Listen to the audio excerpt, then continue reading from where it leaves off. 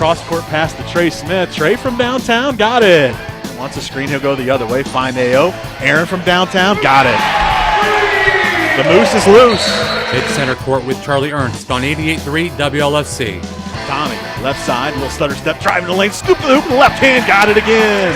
High ball screen, back top of the key, backdoor pass ahead, and slam it home. Alex White, that's his second slam. Join Coach Ernst and the Oilers on-air team as they take a look back at the week that was, discuss what's happening around the conference, and preview the week ahead. Oilers win it, and what a game here in Croy, and a tremendous victory for the Orange and Black. And now, let's join men's basketball head coach Charlie Ernst and the voice of Oiler basketball, Jason Granger. Hello and welcome to Center Court with Charlie Ernst. I'm Jason Granger, and right now talking again with the head coach of the Oilers, Coach Charlie Ernst. Coach, a tough one on Saturday against Hillsdale, and got to start with giving Hillsdale credit. Big snowstorm, and they did come the night before, but they certainly were shooting lights out. We shot the ball well as well, especially in the second half, but their offense was impressive, and team, I think the average is in the 60s. Normally, offensively, they scored 93 against us. Tough day in Croy. Well, yeah, I mean, I think a couple things. Hats off to Hillsdale. They honestly, they have struggled shooting the ball most of the year. Now, that being said, they have played. Their stats are a little bit misleading from this standpoint. If we had played as many games as they have, without Aaron, without Trey, and without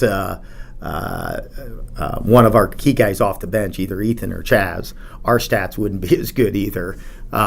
So, now that they have, and the three guys that they were missing aren't great shooters, but they're great screeners, they're great flow guys, they're inside presence, which means your three-point shooters are going to get better looks. So I'm talking about Zarnowski, I'm talking about Nevue, and I'm talking about Yerian. If you take those three guys off the floor, which is what they had the first two-thirds of the season, you have a whole different kind of Hillsdale team.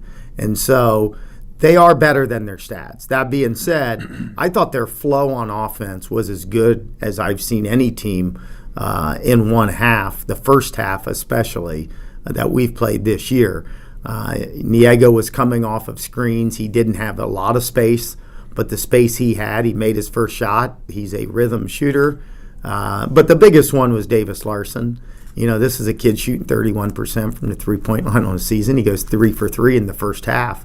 Our scouting report was we were going to do what every other team on their schedule's done this year, go under ball screens. And it was one of those days where they had it clicking.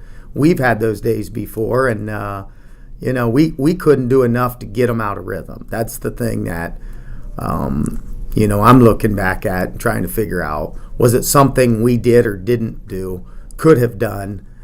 There's always things you can do and could have done differently, and maybe those are things that'll work the next time we play them. It was a game that we just couldn't get over the hump. We got off to a great start in the second half. I think got it down to 6, and they bumped it back up to 11. It seemed like every time we made a little run, they made a run back. We got it down to 2. Then they extended out in the last 4 minutes. They made enough plays down the stretch to put it away. Well, they did. They made some very, very difficult shots. We were down 2, I believe, with about 4 or 5 minutes to play. And we had worked so hard to get it down to 2. I think at that time the score was 76-74. And obviously Hillsdale was having a great shooting night. But the reality is Hillsdale's also the number 1 defensive team in the league. And they were having a hard time guarding us too. So it was 2 teams struggling to guard each other at that point in the game. They come down. We force a very difficult shot. They miss it. They get the offensive rebound. They miss it. They get another offensive rebound. Eventually, we fouled them after 2 or 3 offensive rebounds. And Davis Larson goes to the line. He makes both free throws. That was a part in the game right there where that defensive rebound, we got to get that. We got to get a stop there. We had all the momentum. Maybe we come down, we get a bucket, tie the game, either tie it or go ahead. But, there were opportunities is my point. They didn't always make their first shot, but we just couldn't secure a defensive rebound, couldn't cleanly get off the defensive end of the floor with opportunities to take the lead. And, that's disappointing. It's something I've spent the whole weekend trying trying to dissect and figure out if I had to do it over again, might I have done something differently? And that could have been a different defense. It could have been a different matchup. It could have been different guys on the floor.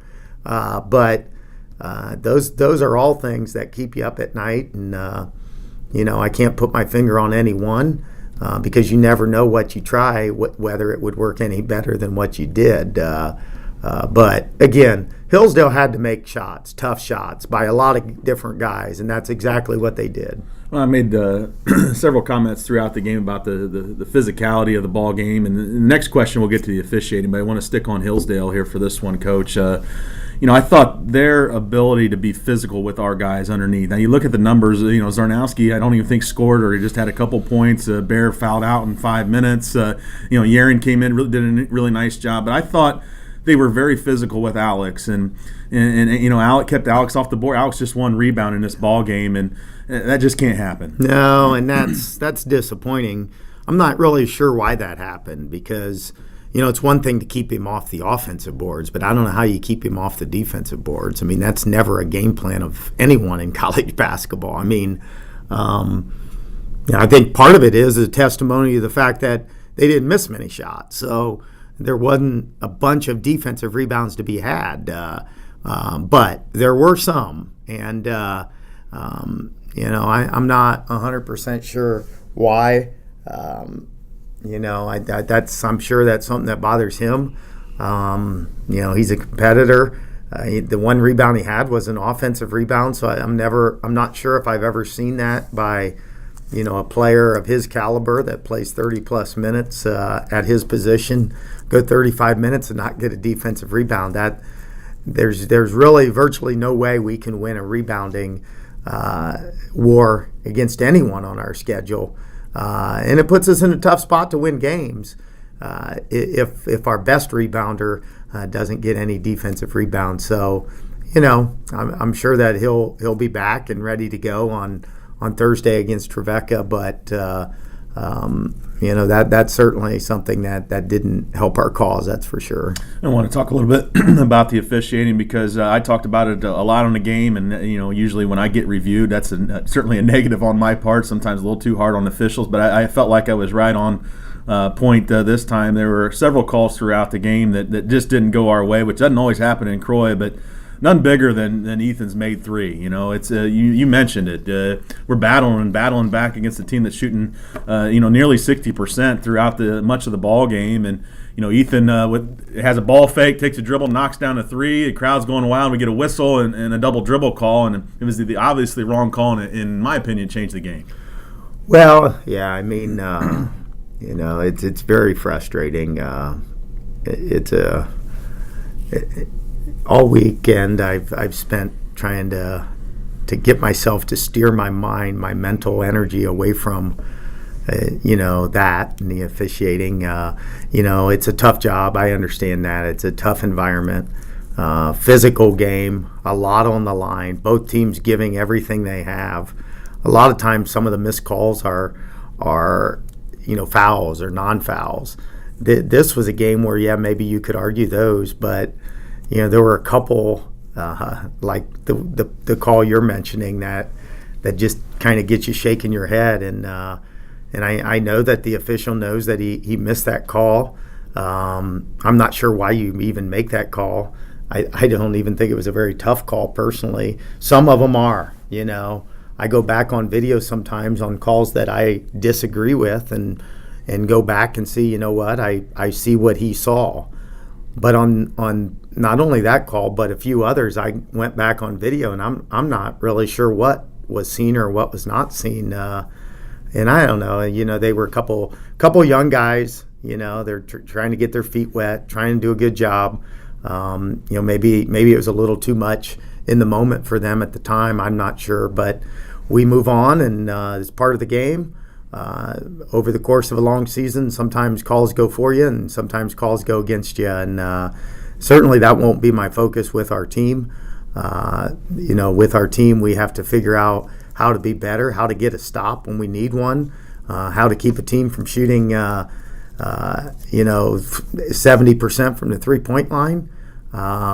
Those are all things that and it takes 5 guys on the floor. It's never one person. It's 5 guys on the floor, and we did not execute the way we need to beat a team as good as Hillsdale on a day like they were having, and and that's on us.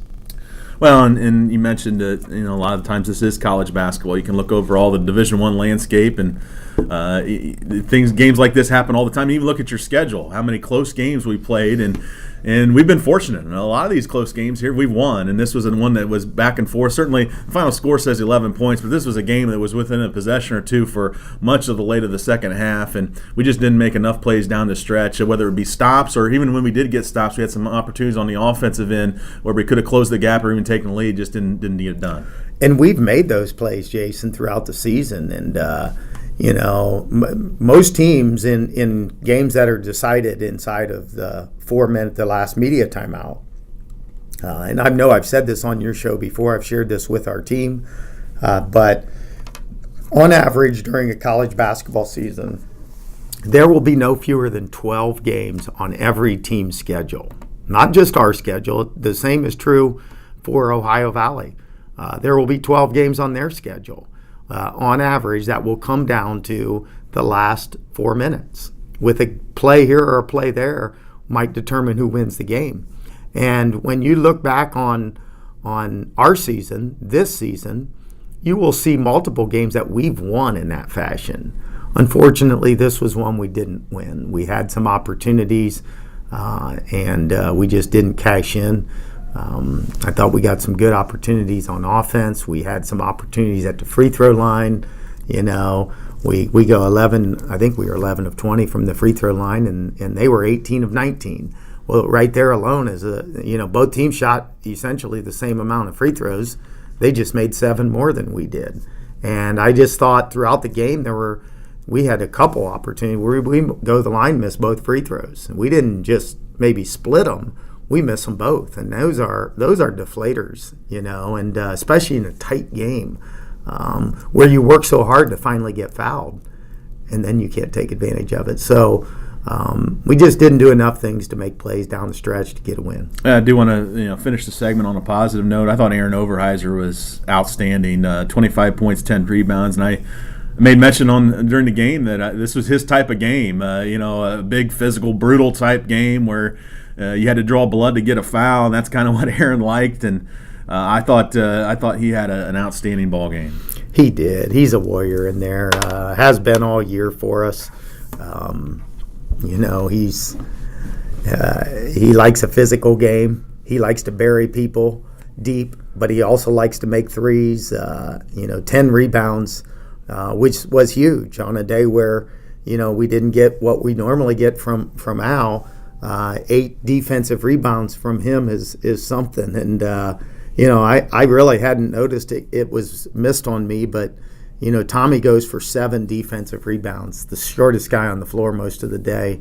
It shows you don't have to be a big person in this game to be a good rebounder, and But no, I can't say enough about Aaron. He works hard at it. He was ready to play. Those Michigan teams bring out the best in him. Yeah, it certainly does. And unfortunately, Oilers go down 93 to 82, 8-2 now in the GMAC, and 14-3 overall. Now shift our focus and forget this one and move on down to Nashville and Owensboro on Saturday. And when we come back on Center Court, we'll take a look at those 2 teams that the Oilers will be facing this week on 88.3 WLC. Chances are there'll never be an emergency ever again. But just in case, let's talk about a plan. Okay. Who is going to grab the go bag? What's a go bag? It is a bag we do not have that is filled with things we really, really need in an emergency. Guess we won't have to worry about it then. Well, this is great. I am so glad that we don't have a plan. I know. Winging it is not an emergency plan. Make sure your kids know what to do during an emergency, who to call, where to meet, what to pack. Visit ready.gov/kids for tips and information. Brought to you by FEMA and the Ad Council. Hey everyone, let's all stop what we're doing and take a moment. You see? Every moment can be kind of special.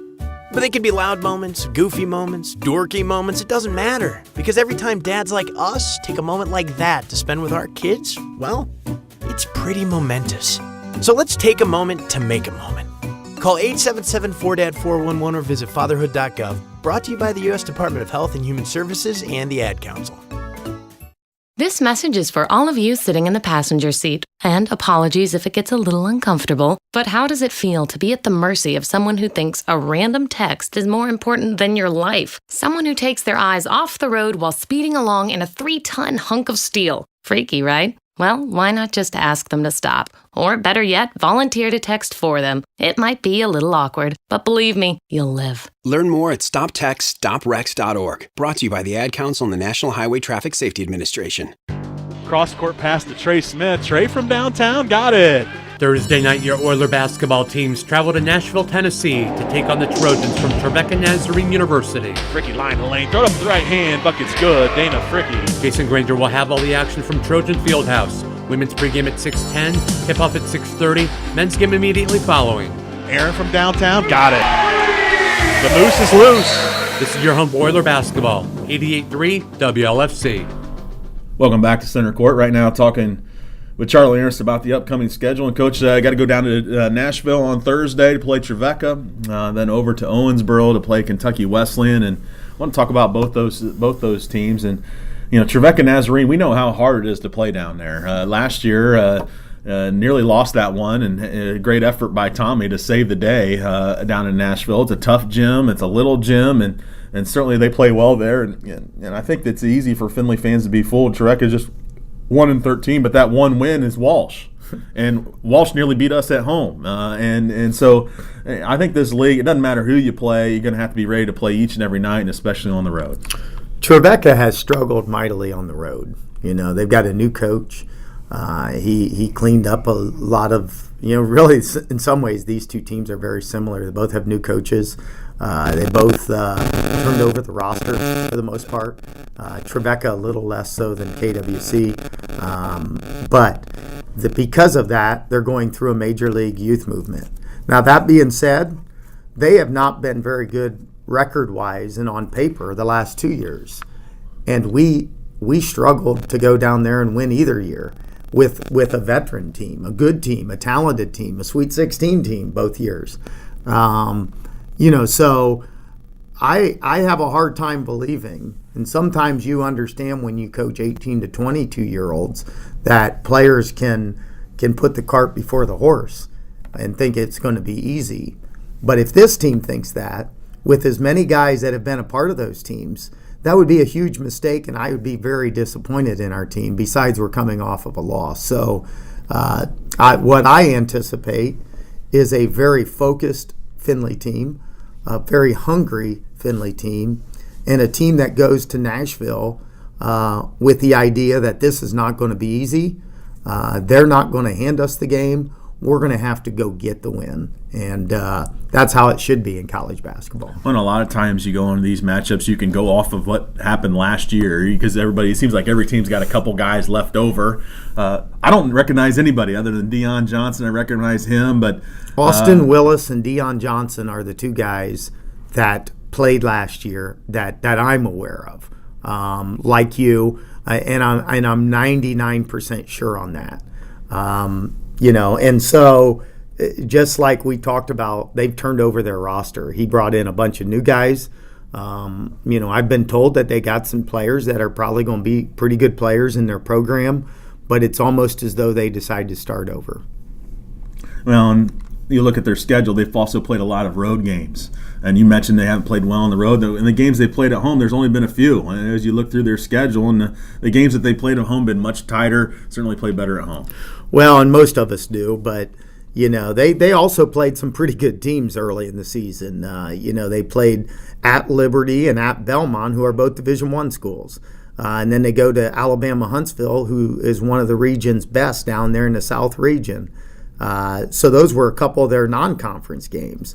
And then and then they go to Cedarville and struggle, but really played Tiffin pretty tough at Tiffin. So, they have done some things. Certainly at home, they're a much different team. And as you mentioned, I think this game for us is only like the third or fourth home game they've had all year. And if I'm not mistaken, it's either the first or second that they've had with their students there. So It's not going to be easy. I know that. That's a loud place. And their students, I know they're doing a big promotion because their coach has already asked me if we'd wear our white uniforms because they're going to be in dark that night, which always tells me, same thing I've gotten used to over the years, there's going to be a big promotion. They're going to have their crowd as amped up and their players as amped up as they can be.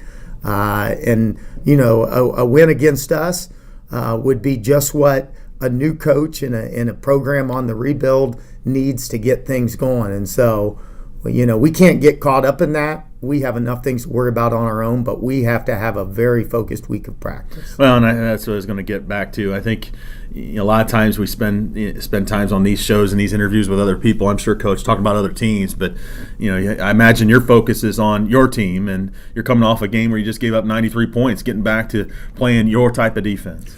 And and that's the thing that's a little bit nerve-wracking, Jason, is I'm trying to figure out what my type of defense is or what it should be. I know what it should be, and we're not there yet, and that's disappointing. I've had to swallow my pride a little bit with the understanding that we are a different team than the team that I was expecting when the season started. Now we're a very good team, different from the standpoint is I thought our defense would be kind of our calling card, and we're not. And maybe I've spent too much time in practice and in games playing other defenses to try to find that thing, and that instead of sometimes you look back and you say, you know what, instead of trying all other things, just keep with it, stick with it, have faith, and keep getting better at the simple things. And certainly we spend a lot of time doing that,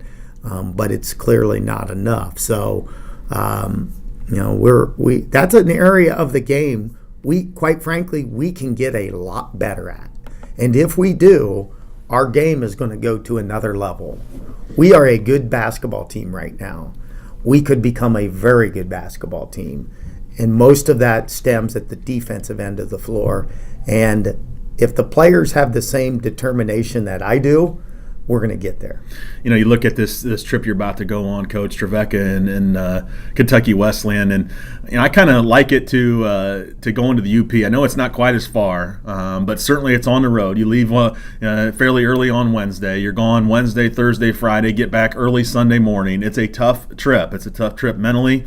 And then you add to the fact the backside of the trip, you go to KWC where they have all the tradition in the world, 8 national championships, and I think they've been to 12 or 13 national championship games. So a lot of tradition. I know there's a lot of new players there, but you look at their schedule year in and year out, regardless if they had good teams or bad teams, they rarely lose at home. Yeah, and Drew Cooper, their new coach. I'm not as familiar as Omar Mance, the head coach at Trevecca. I'm looking forward to meeting him. He seems like a real quality guy on the phone, and the few times that he and I have talked, and from what I've heard, he's just a tremendous individual. So I'm really looking forward to meeting him. Drew Cooper, on the other hand, Kentucky Wesleyan's new coach, he's someone I've known for a long time. He was a former assistant for Scott Davenport at Bellarmine, and had a big hand in getting that program rolling. And then he took the head coaching job at Thomas More, and eventually he landed here. So I'm familiar with him, and he wants that program to be Bellarmine in the future. He had to turn over the roster completely. They have one player that played last year still with them, Eric Bell, but he does it with they're a good defensive team, much better than they were a year ago on that end of the floor, and they're trying to be more of a pick your poison offensive team. We have not had our focus on them as of yet, but just following their scores, they have been very competitive all year, home or away, and that's going to be a tough game for us. Certainly is, and you look at their numbers; they're much more balanced than they were a year ago. And you mentioned it. I think they're 7-8 overall. They're right around the 500 mark in conference, and this is a team that's got to have kind of a little bit of confidence, and also kind of playing with a nothing to lose attitude, because I believe they were picked right near the bottom, and certainly you can imagine if Findlay was picked near the bottom, what type of chip they would have on your players would have on their shoulders. Same thing with Kentucky Wesleyan. Well, I know I didn't pick them at the bottom. I remember where I picked most of the teams in the league, and a few have maybe exceeded where I put them. But I had them somewhere in the middle of the pack. I didn't know any of their players, but I know their program. And I doubt if anyone I always tell people this about KWC, I doubt if anyone in the Pac-12 picks UCLA at the bottom, even if they lose a lot of guys. And I always say UCLA and Kentucky Wesleyan have some similarities. They both have a tremendous history in basketball. They both struggled here recently, but they're going to attract good players. They're going to attract good coaches, and they're not going to be down for long. And, KWC, I didn't need to know where all those guys came from. I know that they're talented players. They're attracted to a good program. It's taken them some time to put all the pieces together. They've really only had one game all year in our league anyhow against Alderson Broadus, where I know that they just had a very tough night. That was about a week or two ago. But outside of that, they have played everyone tough. A couple teams have escaped. I think Walsh beat them on a last-second shot there. They're going to be a tough game. That's going to be a tough environment. I'm sure, like everyone else, there'll be a big crowd, a lot of enthusiasm in the building.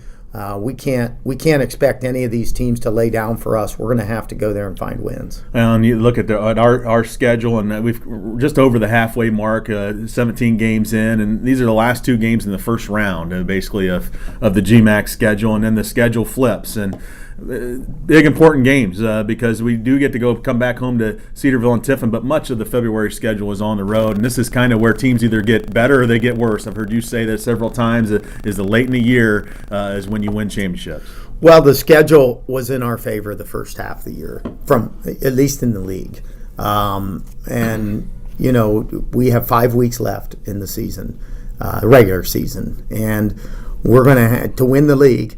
We're going to have to go on the road and win games, but that's true of any season, and it starts this weekend with a couple toughies. Now we do get to come back home next week, but then we go right back on the road again. So there's no such thing as an easy game. Heck, there's no such thing as an easy game at home. We found that out, and we know what it takes because we have gone on the road and won some tough games this year and nearly knocked off Lewis in a game that really, outside of a 5-minute spell in the second half, we played really good basketball. To win on the road against some of these teams, we can't put a 35-minute game on the floor. Hillsdale wasn't going to beat us with a 35-minute game. It's got to be 40 minutes. We've got to have contributions from everyone. No one's got to do anything earth-shattering, but every guy's got to be ready to play from the outset. We got to play good, smart basketball. We got to get better on defense this week, and then we have to finish possessions with rebounding. That's what we did when we went to West Virginia, and it's going to take the same thing going down south. All right, Coach. It'll be a tough road trip, but let's go get 2 wins. All right, thank you. That's head coach Charlie Ernst. I want to remind Oilers fans you can tune in. Trevecca Nazarene will be an 8:45 p.m. Eastern start, so we'll have pregame about 20 minutes before that, and then Kentucky Wesleyan is a 3:15 start there Eastern time, so we'll have it about 20 minutes to a half hour before that one as well. So 2 big games for the Oilers this week on the road. I hope to get as many listeners as possible. For the coach Charlie Ernst, I'm Jason Granger on 88.3 WLC. Tommy, left side, little stutter step, driving the lane, scoop the hoop, left hand, got it again. Thank you for listening to Center Court with Charlie Ernst. Once the screen, he'll go the other way, find A.O. Aaron from downtown, got it. The Moose is loose. Join us every Tuesday night during the season for your connection to Coach Ernst and Oilers men's basketball. Oilers win it, and what a game here in Troy, and a tremendous victory for the Orange and Black. This is your home for Oilers men's basketball, 88.3 WLFC.